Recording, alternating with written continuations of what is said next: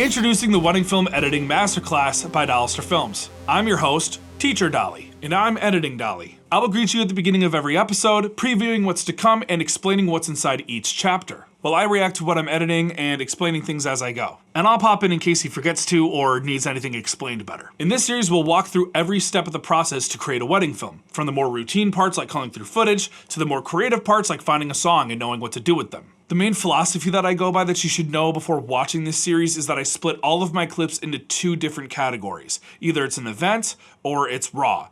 An event would be like a first look, ceremony, grand entrance, speeches, first dances, that kind of stuff, cake cuts, while raw is everything else, like establishers, details, prep, portraits, dancing, all of that kind of stuff. You'll also notice that I only shot this wedding with 2 cameras when, if you watch my gear breakdown playlist, you'll know that I normally shoot with 4. See, the way the layout was, I didn't really need my zoom cam, and this place was so dark that my crop sensor f4 wide cam wasn't really worth the trouble.